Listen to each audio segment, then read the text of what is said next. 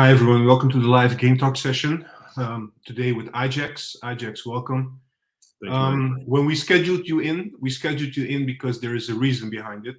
Back in the days, you used to do your internship at Almere City when Almere City was still very small. Nobody knew who Almere City was, and you were working there. You met Amrabat, if I'm not mistaken, the older brother. Back Right? in the days. Back in the days, long time ago.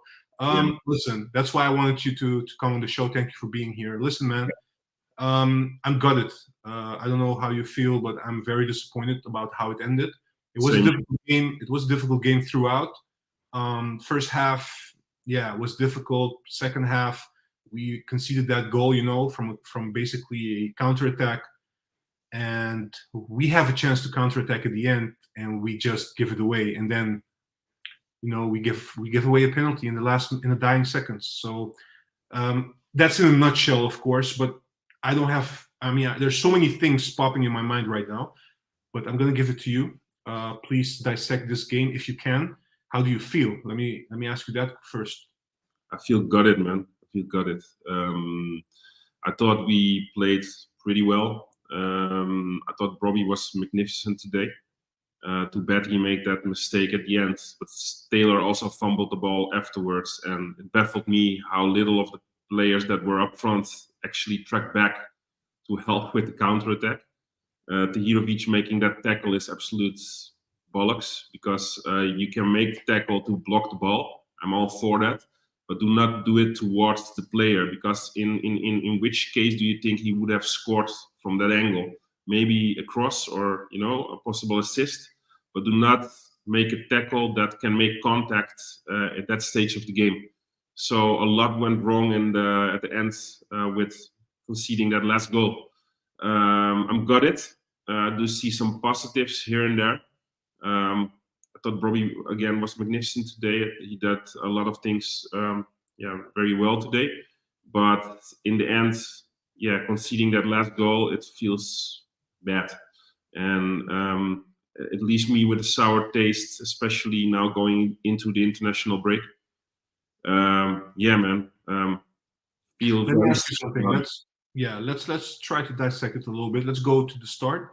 That first 11, the lineup, when you saw it, what was your first reaction to that? Yeah, interesting lineup. Can imagine that he chooses for the plays that he did, and was even more surprised that he actually substituted 3 players at halftime. That also is a signal, so he tried to alter the situation. Even subbed Bergwijn today, although I do not know if it's because of an injury or because he wanted to intervene. But I understand. I understand the choices that he made. But we're so predictable also in our attacking, the attacking end of our squad, and this is the problem that you can see within the game. Berghuis is very predictable from that right side. Bergwijn is very predictable from the left side, and they're both not players that run a lot for other players. They always cut inside, and this is something that makes you very predictable in the attacking end. Even if you play a tactic that you have to sacrifice Brobbey a lot to be a target man, because he has to hold up the play. But for that to be successful, you have to have attacking runs to get into that position that he can flick the ball. And I think defensively we are getting more solid. Sutalo is playing better and better. The squad is growing, you can see that. But it also is very bad to see that we are not good enough to beat a team like Almere City. With all due respect, we have an history there, like you said before. So nothing against Almere City, but we should, traditionally as Ajax, you should win those games comfortably. So we're growing, but this wasn't even a big test, because they're also at the bottom half of the ranking, at least in the second part of the table. So imagine playing against a top tier team at the moment. So yes, we see some growth, but it baffles me to see how little, unpredictable. We are not unpredictable in the attack. Let's put it like that. That's what I'm missing. When you say we are more we are better, we're growing, right? and you say defensively it's better. Do you feel that way because the goals like we conceded today, apart from the penalty, the first one, you know, the way we were standing, I feel like sometimes our the spaces are too large when they give a counter attack. We look very, very vulnerable in transition. You know what it is, and maybe you're gonna disagree with me because it's not actually his fault, but the reason that we conceded that goal is actually on Bergwijn. And it's not his fault, but if you're a professional player, you should have intervened in the situation that he was in and made a tackle or get a yellow card like Rensch did later on in the match. You know, Rensch had to cover for somebody who lost the ball up front. He made a tackle and got that yellow card. Because of that, the transitional attack from the counter couldn't happen. Bergwijn was in the same position. It's not his fault that we got there at that moment, but he was in the position to make an easy foul so that you can, go back as a team and be there again, start from the beginning. And these are situations that you also have to recognize as a player. So I'm not saying it's all the fault of Bergwijn, but if you are a professional, especially captain, you should also recognize a situation like this and just make the professional foul. And kudos to Almere City. They played well. They did their thing. It was a great pass from the guy that gave the assist because, he already saw that he was free and he just, with a no-look pass, gave the pass.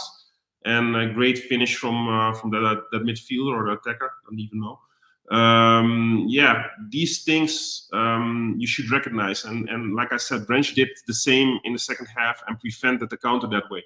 So, we were also a bit unlucky today, in my opinion. But, luck doesn't fall your way, but sometimes you can also force luck to fall your way. And, at this position that we are in and the phase that we are in, it just doesn't fall our way. And it's a sour pill to swallow, man. Absolutely. I want to touch upon something else that you said as well. Talking about Brobbey, he was very good today. I agree. Yeah. Do you feel in terms of the way we play attacking wise, right? Especially in the first half, like you said, we had two wingers that wanted the ball in their feet, no depth whatsoever. Do you feel overall we're too dependable on Brobbey because of his physique and the way he plays? That the only way we can be dangerous going up front is if we pass the ball directly towards him, he holds the ball, and then we can move forward. It's not because of Brobbey, in my opinion. He played the game well, and he's sacrificing a lot to suit the play of the team at the moment. But if you play with Bergwijn and Berghuis as your wingers, who are so predictable in their play, then there's nothing more Brobbey can do at that moment. Because actually, Brobbey has to play like this because the wingers are Bergwijn and Berghuis, who likes to cut inside. Brobbey is a guy that needs some. Go ahead.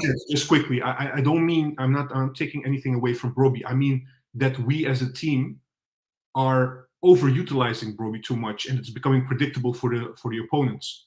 We don't have any other flavor. We have to do that because we play with Bergwijn and Berghuis. Okay. So if we make other choices there and play different kind of players, then we get more unpredictable, and Brobbey can also be more of a finisher instead of only a target man. And this is how I view it, because if I were a defender, I would just, sacrifice the corner that they go long because they always cut inside. Maybe 99 out of 100 times they cut inside. And with Berghuis, you have two flavors. You can cut inside and shoot, or you can cut inside and give a cross. And like Bergwijn is only shooting. So this means that Brobbey has to be utilized as a target man. If you have more runners in your midfield and you have more unpredictable wingers that also go long and give a cross from the back line, then you get more unpredictable. But all the choices that the coaches are making, or that the way Ajax is playing now, is working towards more predictability, in my opinion. So it's more ingredients that lead to that is overutilizing Brobbey. Yeah. I want to ask you another question, which is a little bit tactical. We saw it against Brighton, but we saw it today as well. Van het Schip is playing a lot more with three at the back in the build-up phase. And like today, you saw like Rensch, but also at Brighton, you saw him like becoming a second midfielder, right? Yeah. Do you think this is working? Do you understand? First of all, do you understand the concept of doing this? Do you agree with this? And second of all, do you think Rensch is the guy to facilitate us in the build-up phase going forward? becoming an extra midfielder? Not entirely. In my opinion, Wrench is the kind of player that doesn't have like the quality in each area. He has a little bit of everything, but doesn't really exceed in the defending part. Also doesn't really exceed in the building up part, in my opinion. So I'm not seeing him being that guy for us, if I'm being really honest. Would you use somebody else in that tactic? Would you play somebody like Tahirovic in that role more? I think Tahirovic he made a stupid mistake, but I think he has more of those qualities in that area at least than a Wrench has. But yeah, I'm not really convinced that it is the tactics that we should be playing at all. So it has to show still for me that this is the best solution for this Ajax team, because I wouldn't opt for 3 at the back, if I'm being honest. All right. One more question from my side, and then I'll go through the comments quickly. That moment with Taylor, he had an opportunity to shoot in the box, basically, and according to the ref, it was a shoulder to shoulder. Do you agree with that observation? I do not know what is a shoulder in the eyes of this referee with Nijhuis, because what I see in the replay is that he's in his back and that he's pushing him with his lower arm, and it's not even in the area of the shoulder; it's fully in his back. So this is, in my opinion, a clear penalty. He's in front of him and he pushes him, he shoves him in the back. And if that is a shoulder-to-shoulder situation or even a shoulder push, then he needs to go to Specsavers or something, because it's clearly that he was pushing with this area of his body, and it was in the back. It was not even from the side. So we can argue a lot about it, and maybe it's perspective of a person if it's not one or if it is a penalty. But for me, it was a clear penalty because it had nothing to do with a shoulder bump. Yeah, absolutely. Let me go through the comments quickly, Ajax. If you want to react to one of those, let me know. Yeah. I have a comment from Quarantine saying Bergwijn, Taylor, and Berghuis need to be benched going forward. I think they're closing doors on better and hungrier players than them, and I could not stand walking on the pitch like they do all the time. All right. Yeah. I understand what he's saying. I do see some progress with Bergwijn, especially today. I think he had some duels that he really fought to get through and did more than we saw like the weeks before. But with Taylor, I'm missing the fire, And same with Berghuis. He's a lot of, you see with his physique, the way he comes over on television, at least, when we watched it. He's cursing a lot and he's not happy with how things are going. And as a leader, as a role model of this team and one of the most veteran players that we have at the moment, you should be uplifting the team and helping them out. And this is not something that he's doing. So he's dissonant, in my opinion, in that area. So I understand that he got subbed today. And it's clear that he has a lot of qualities for this team. But it also you also have to carry the team in another way. And if you are cursing and walking with your head down, it's not something that helps the team out. Let me ask you a question, right? Because I'm seeing also like now Taylor also is being mentioned again. He's been criticized and mentioned a lot on social media. Also here, Kenneth the Ghost Taylor. The main question, I believe one of our followers once asked us this in the last few days. What is Taylor's role actually, and not only his role, but also what's his best position? We don't know. Sometimes he plays as a 6, sometimes he plays as an 8, sometimes we used him not so long ago as a 10. He never excels in any of those roles. Yeah, in my opinion, but maybe that's because of the past. In my opinion, he's more of an attacking midfielder than somebody that goes box to box. And especially in that area, he doesn't exceed, in my opinion, because sometimes he's just walking, sometimes he's not as active as you should as a midfielder. You should have a certain poise. Especially as a box-to-box midfielder, you have to have a big engine and you have to have some poise within your play to recuperate the ball when it's lost and to chase down other midfielders. And this is something that is not his biggest strength, in my opinion. So I see him more as a player that can play combination football, and that usually happens more at the higher end of the pitch. At least that's how I view him. I do not know why every coach keeps playing him. There's a lot of talent there obviously. But for me, the last great games that he played were like in the latter part of the last season of Ten Hag, when he was utilized more and he was played more in that season that we eventually, luckily, still became champions. But he had some decent games back then, and you saw his potential more and more. And the last season and this season, he's not excelling for me. And especially a guy like him that's been with the team for a little bit longer than all the newbies, and somebody that comes from the academy, I do not see the role of carrying the team a little bit. I think he has a hard enough time to carry himself at the moment. I'm not saying I do not think Taylor has some potential, definitely, but it isn't coming out at the moment still. By the way, I said one of the followers asked us this question. I believe also Kabir mentioned this in one of our last streams about Taylor as well. So just to rectify that. Going through the comments, Man Mike Lee is saying, big up Brobbey, get rid of the older heads, Berghuis and Bergwijn, and start with the youngsters, and every little thing will be okay. Yeah. All right. Siwan is also saying, for me, Brobbey was man of the match. Tony is saying Brobbey's today. Yeah, I agree. Also special mention to Ekpom as well. Super sub, impact from him. One could argue that, today Mikatatsa played all of a sudden while he didn't play a lot before. And Ekpom is actually playing pretty well last week's, especially as a super sub and scoring a lot of goals for us. I would probably have to opt for an Ekpom earlier than maybe a Mikatatsa and giving Mikatatsa a little bit more of sub minutes, But I do not know what the story is behind it. But for me, Ekpom deserves it more at the moment to play a longer stretch of time, and maybe could have contributed more to the team also.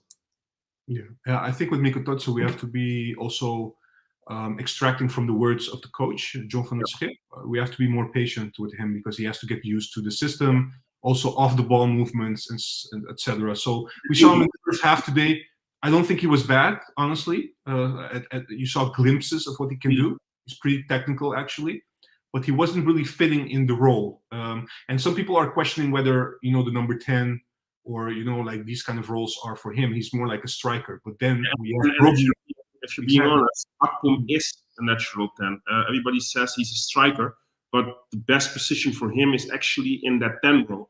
So it makes it even exactly. So maybe you should consider playing Ekpom as a 10 and not Mikatatsa as a 10. That's why I'm saying it, and especially with the coach saying we have to be patient with the Mikatatsa, and then it's harsh and more hard for him to play him and then subbing him after 45 minutes than actually start Ekpom, who deserves it at this moment more than Mikatatsa, and give him some minutes as a substitute. Because what does it do with your confidence if you finally start? You have to be patient with him. That are the words of the coach, and then you sub him after 45 minutes. I'm not saying that I don't understand him subbing him, but it does something with the confidence of the player also. Then rather bring him as a sub than give him a starter spot and sub him after 45 minutes. That doesn't make sense to me. Yeah. Look, I wanted to ask you a question, actually a final question. So there's one of the comments here. Final question? Or? No, that will be definitely my final question, but I will hold one of the comments because that's basically the bridge to my final question. Just a couple of comments also about the partnership, Soutalo and Hato. What do you think of the partnership evolving? Do you think they're becoming better as well? Yeah, and also I must give credits to Soutalo last matches because, he had one pass today that he got away with it. It was pretty lucky because he passed and it flicked off the Almere player and got back to him again. But besides that, he's playing more solid and also wins his duels more and more. His passing play is more solid. I even saw him dribble a few times. So he's getting more comfortable. And I think that is something that you have to praise the coach for because he clearly gets more out of him and he's more confident at the moment. I think Hato is playing solid the whole season, and him being actually the captain says a lot also because if I recall correctly, it is Bergwijn, Berghuis, Rensch, and then Hato apparently. Who is the captain, because all were not present anymore. I believe Soutalo got the armband as well a couple of weeks ago. Yeah, no, he got under the last coach. he got it like immediately, right? One of the first matches that he came in. Yeah, because Bergwijn couldn't play, etc. So that's the thing. But now, first time we see Hato with the armband, right? So. Yeah, this is a different coach. So this says something also, that he is granted that armband at that age. Shows that there's a lot of potential there. And I even saw one moment when he had to intervene because Berghuis fumbled the ball in the midfield. And he just, with a rough tackle, like harsh, he made sure that it didn't transit, how do you say, they didn't convert into a goal. And it was a corner. Then you saw him walking back, and he was actually a little bit talking towards Berghuis, like, what are you doing, As a 17-year-old, that says something. So, yeah, I'm very happy with his, growth. And I think great things are to come from him because don't forget, this guy's 17 now. Yeah, absolutely. I totally agree. Christian is saying the fact that Hato becomes captain after Bergwijn got sub instead of Taylor says enough.